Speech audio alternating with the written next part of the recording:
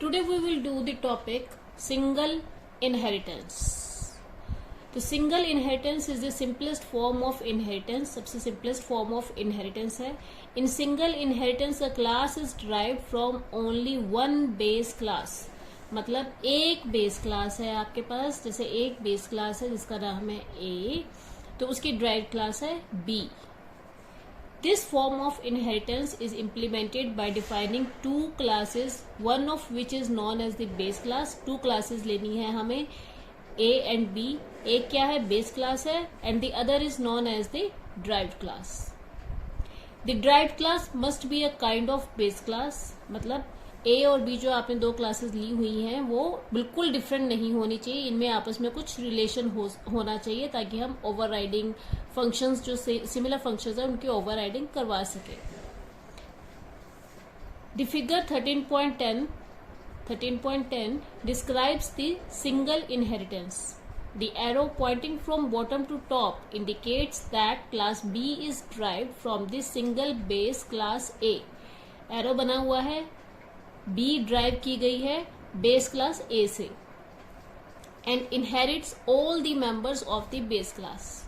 जो आपका एरो है ये ऊपर की तरफ ही होना चाहिए, इस चीज का ध्यान रखना है.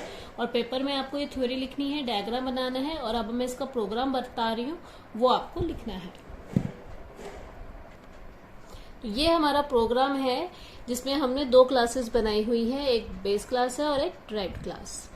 स्टार्ट करते हैं. Hash include iostream dot H. Input output stream की हेडर फाइल को हमने असेस किया है, इंक्लूड किया है अपने प्रोग्राम में. Hash include console input output dot H, conio dot H. Class person, base class बनाई है जिसका नाम है पर्सन.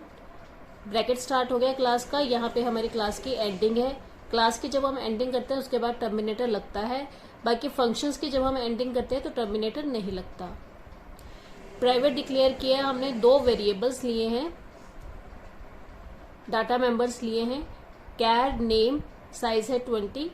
लॉन्ग इंट फोन, एक नेम लिया है और एक फोन नंबर लिया है. ये इनके डाटा टाइप्स हैं. कैर मीन्स करेक्टर, ABCD में आप ले सकते हैं अल्फाबेटिकली. लॉन्ग इंट में क्या है, आप इंटीजर वैल्यू ले सकते हैं. पब्लिक असेस स्पेसिफायर हमने यूज किया है, और हमने दो फंक्शंस बनाए हैं, void read, void show. Read का मतलब है रीड करना, तो हम सी आउट कर रहे हैं पहले, enter name and phone number.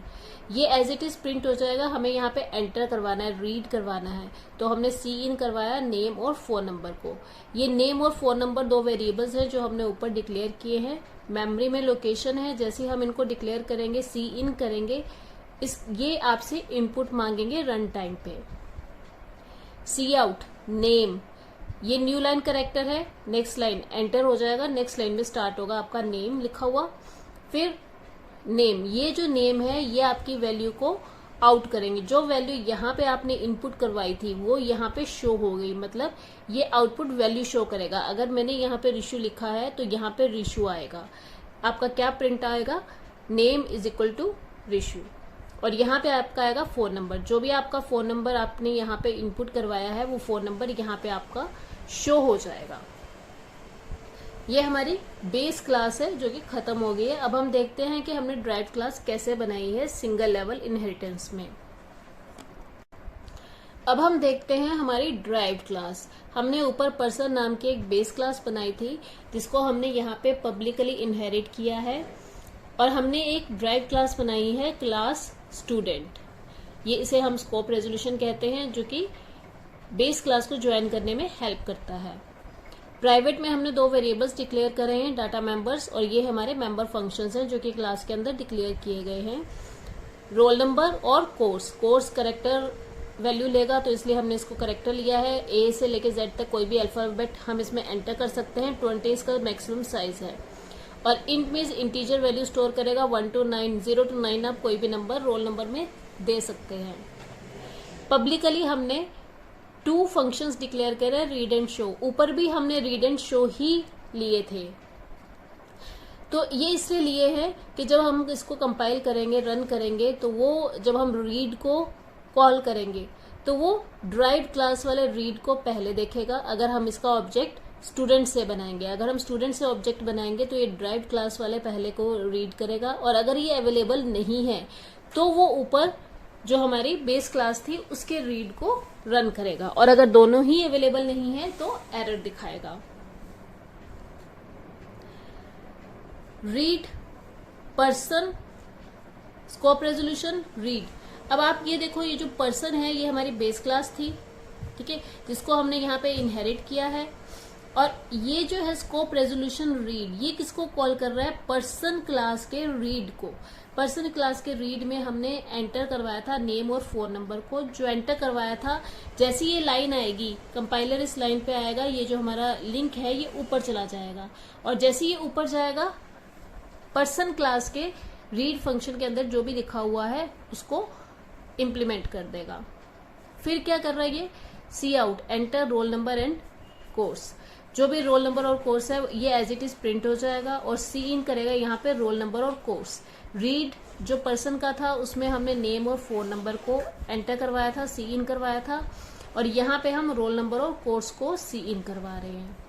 वैसे ही शो, सेम शो में किया, पर्सन का जो शो था वो हमने यूज किया स्कोप रेजोल्यूशन से, और यहाँ पे रोल नंबर को हमने प्रिंट करवाया है। जो रोल नंबर आपने यहाँ एंटर किया है वो यहाँ प्रिंट हो जाएगा, जो यहाँ पे एंटर हुआ है वो यहाँ कोर्स में प्रिंट हो जाएगा, और ये लाइन एज इट इज आ जाएगी। टर्मिनेट कर दिया हमने यहाँ क्लास को। अब देखते हैं कि मेन में हम कैसे इनको कॉल करते हैं। आगे हम स्टार्ट करते हैं अपना मेन। आप इसकी जगह वॉइड मेन भी लिख सकते हो। अगर आप इंट मेन लिखोगे तो आपको लास्ट में रिटर्न 0 लिखना पड़ेगा। अगर आप वॉइड मेन लिखते हो तो आप रिटर्न 0 वाली लाइन नहीं लिखोगे। तो CLR SCR, clear screen, screen को क्लियर कर देगा, जो आपका पहले का आउटपुट आया हुआ है वो सब क्लियर हो जाएगा। ये फंक्शन है जो कि conio.h में दिया गया है। स्टूडेंट S1, अब ये हमने क्या किया है, S1 हमने जो हमारी ड्राइव्ड क्लास थी स्टूडेंट, उसका हमने एक ऑब्जेक्ट बना दिया। अब S1 डॉट करके जो भी हम फंक्शन लेंगे वो पहले स्टूडेंट क्लास में ढूंढा जाएगा, नहीं मिलता तो वो पर्सन में ढूंढा जाएगा, दोनों में नहीं मिलता तो एरर आ जाएगी।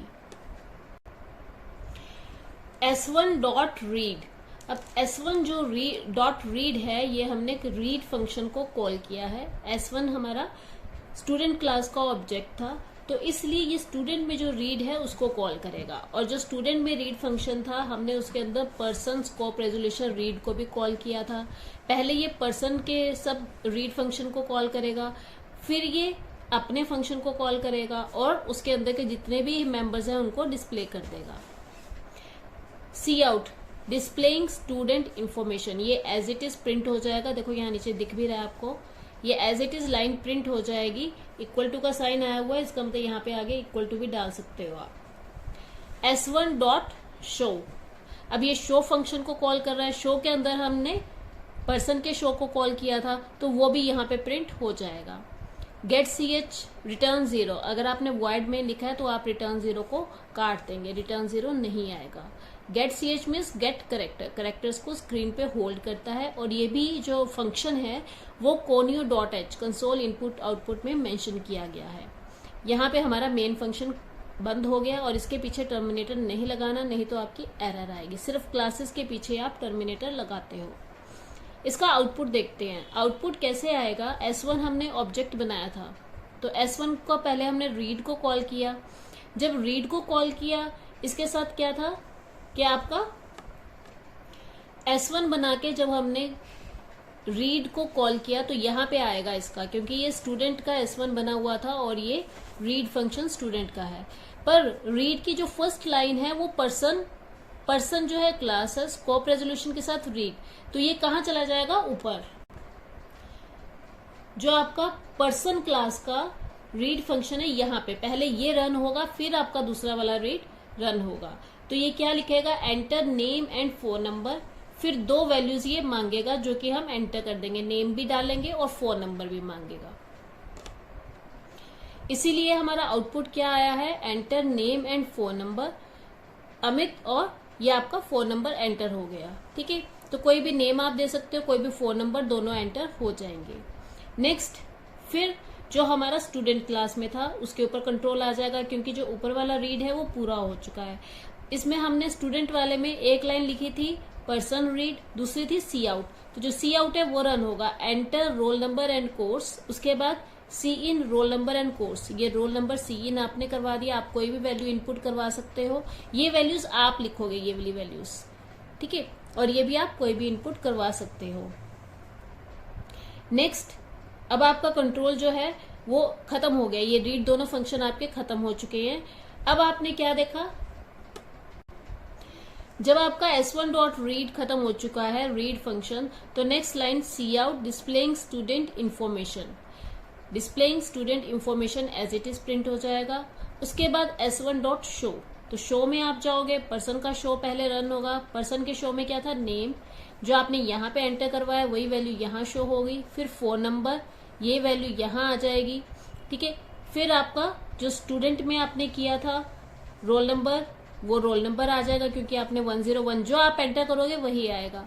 कोर्स BCA, क्योंकि ये जो एंट्री है वो आपकी रन टाइम की है, ठीक है। अब जब आपने प्रोग्राम बना दिया, उसके बाद एक्सप्लेन करने के लिए आउटपुट भी लिखना है आपको, और आउटपुट के साथ एक्सप्लेन करने के लिए S1 डॉट रीड को आप एक्सप्लेन कर सकते हो कि जो the compiler always starts the search for matching member function with the member function associated with class of the object, मतलब जो आपने ऑब्जेक्ट बनाया है उसके मेंबर फंक्शन को वो पहले सर्च करेगा। तो S1 डॉट रीड है तो रीड किसका आएगा, S1 का, स्टूडेंट का, ठीक है। If no match is found then the immediate base class is searched, अगर आपका स्टूडेंट क्लास में नहीं मिलता तो वो पर्सन क्लास में, मतलब बेस क्लास में जाके सर्च करेगा। In the class hierarchy and so on until match is found, जब तक मैच नहीं फाउंड होगा वो और क्लासेस को देखता रहेगा, क्योंकि इनहेरिटेंस में आप सारे क्लासेस को इनहेरिट कर रहे हो, एक के ऊपर एक क्लासेस है आपकी, तो उन सबको देखेगा। हमने यहाँ पे सिर्फ 2 ही क्लासेस बनाई है तो वो 2 में सर्च करेगा। If no match is found compiler will generate an error, अगर कोई भी मैच फाउंड नहीं होता तो आपकी एरर आ जाएगी कि मैच नॉट फाउंड, ठीक है। तो ये लाइंस आप लास्ट में लिख सकते हो। Calling it through the object of the derived class, then the function in the derived class will be involved. जब आप ऑब्जेक्ट बना रहे हो ड्राइव्ड क्लास का, जैसे हमने स्टूडेंट S1 बनाया था तो ये ड्राइव्ड क्लास का ऑब्जेक्ट था, तो वो पहले ऑब्जेक्ट का ही, जो सा ऑब्जेक्ट बनाओगे उसी का ही फंक्शन इन्वोक होगा, मतलब कॉल होगा। S1 डॉट रीड किया है तो रीड फंक्शन आपका स्टूडेंट का ही इन्वोक होगा। The member function of the derived class overrides the member function of the base class. इसमें क्या आपको पता चल रहा है कि ड्राइव्ड क्लास का जो मेंबर फंक्शन है वो ओवरराइड कर देगा बेस क्लास को, क्यों, क्योंकि वो पहले यूज होगा।